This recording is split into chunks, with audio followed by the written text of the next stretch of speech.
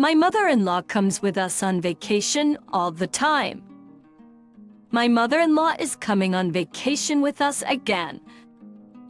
I am shocked by this news because only the two of us with my wife, we rested only a few times. Each time my wife tells me Mom will come with us. My mother-in-law is more or less an adequate person. I talk to her very politely, but this is too much. She lives in another city. She has a boyfriend who also sometimes rides with us. It's not so bad because at least he keeps us company. But usually my mother-in-law comes with us alone. My wife is very attached to her mother, loves visiting her with the kids and staying for months at a time. At the same time, I can go back and work in the city where we live and only come to visit them on weekends. Thus, almost every month or two, my mother-in-law pays us a return visit. It's stressful because we have a 2-bedroom apartment and 3 kids. And every time my wife comes up with some grandiose trips for that time, so my mother doesn't get bored. We go under the pretext that we need to have fun with the kids. Take my mother-in-law with us. She follows us everywhere, takes pictures of us. And then my wife posts these pictures on social networks, keep bragging about what a nice family we have. It is the same with vacations. My mother-in-law takes photos of us, looks after the kids. It's wonderful, but I want to relax, and it's impossible with her. I try to tell my wife about it, but she immediately takes offense and gets indignant. Her mother is something special to her. My wife jumps in front of her like a trained dog, thinks that if it were not for her mother's help and advice, her life would not be successful in anything at all. I would protest harder, but I can't. My wife and I took out an apartment on a mortgage, and we don't have much money. My wife often borrows money from my mother without repayment, and her mother helped us make the down payment on the apartment. Also, my mother-in-law pays for most of our trips. And we do not go to luxury resorts, but to the cheapest places, often out of season, just to get the kids some fresh air. I don't enjoy a cold, deep autumn vacation at the sea. And it turns out that I owe it to my mother-in-law and have to take her there with me. I make an average salary, but we would have enough if we didn't have 3 children.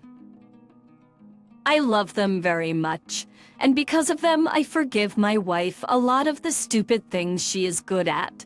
But it was not my idea to have so many children. The first one was a boy. She wanted to have the second one by all means. She really wanted a girl. It was a dream come true. It would seem, calm down already. You have everything, but no, she wanted a third. I tried to object, but my wife took offense, said that I did not want to see her happy, and she sees her greatest happiness in me and my children. So I let myself be talked into it, and now I have to drag everyone on my hump and take humiliating help from my mother-in-law. Thanks to Artine, the Mountain King, comments, Tatiana, good afternoon. You and your spouse have jointly made the decision to have 3 children. If you love your family, your wife and children, I see no other option than to endure. Your mother-in-law helps you financially, and I think this is a very good thing in your situation. And I do not quite understand your statement that if it were not for the children, you would have enough money. You can't go back in time. You have to accept the situation as it is. About your mother-in-law coming with you, you can talk to your wife. But 3 children will go with you anyway. I do not see anything wrong with your mother-in-law going too. The author. You probably do not have children yet. When you do, you will know how expensive it is. I love my kids. They don't bother me on vacation. And they do not need to entertain secular conversations about fashion and the weather. They can sit quietly to play while we rest. And my mother-in-law constantly maintains a dialogue and gets third in the company. For example, she promises to sit with the children by the pool while we drink a cocktail and then comes running to stand with us. It's not a question of leaving the children alone.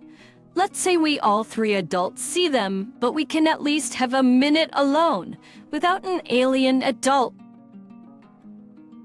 My mother-in-law chooses the routes for excursions and walks, the menu for the next day. My wife picks up on the fly every word my mother says. They say about me, "So you eat this." And you, Mom, what do you want? I don't want what's forced upon me. I'm not a little kid.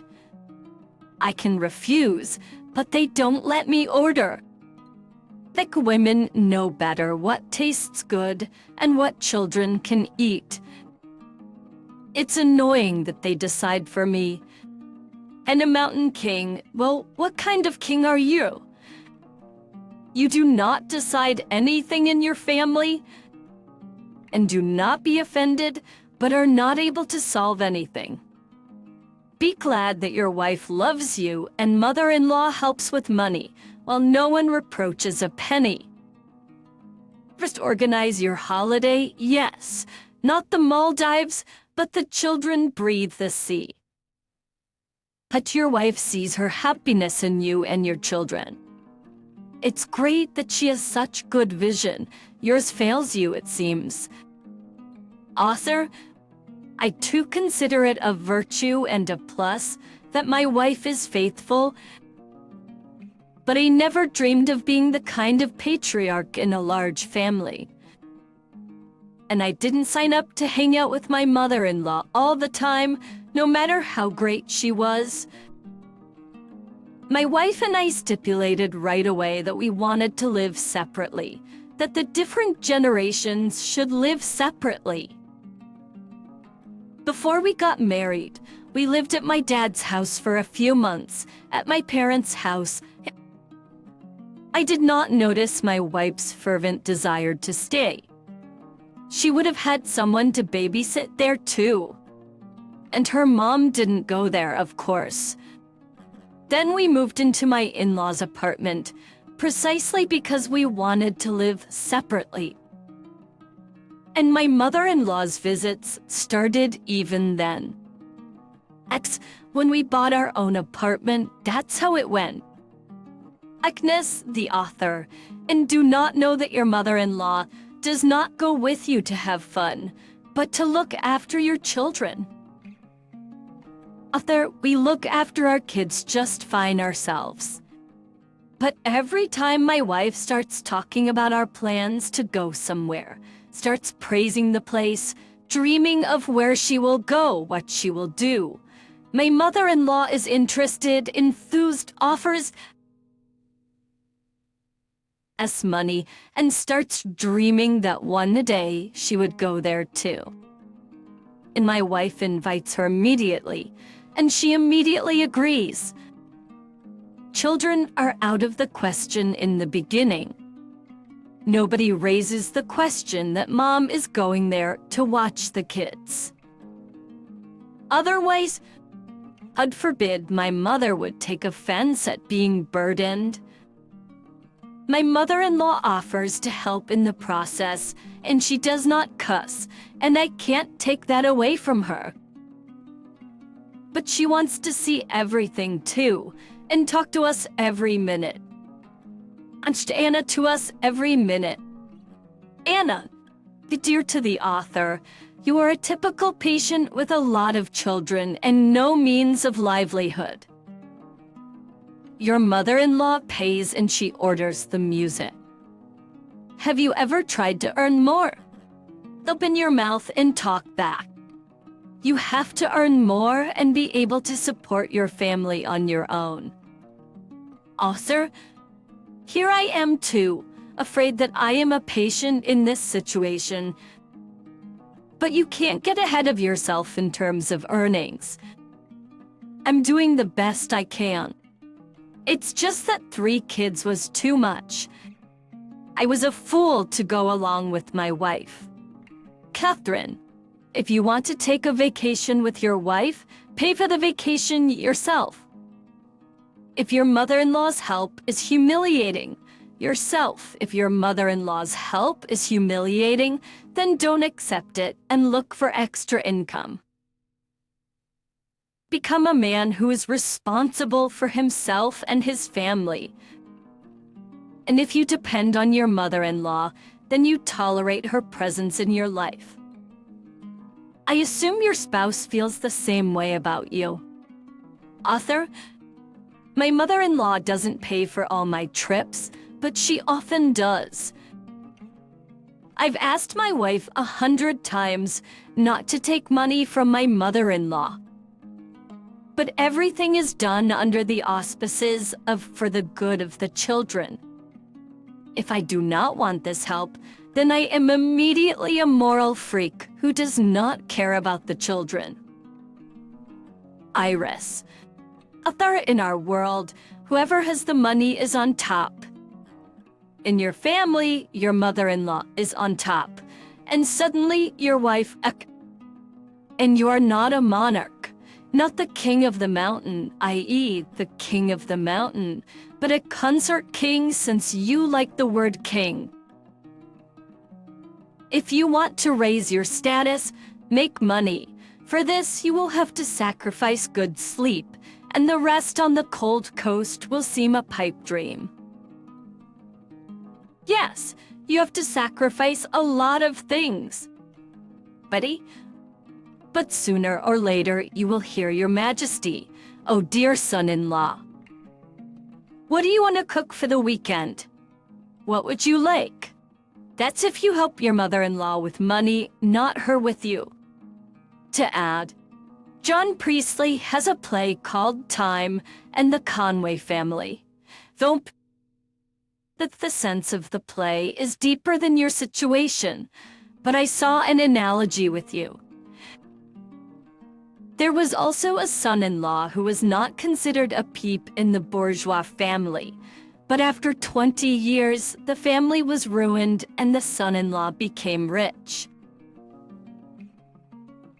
Now, he began to remind his relatives of the past when they fawned on him as a rich man. This will not happen to you. I hope. A desire for revenge on the abusers, but my idea is different. Earn respect by your deeds and do not expect it from those around you without grounds for it.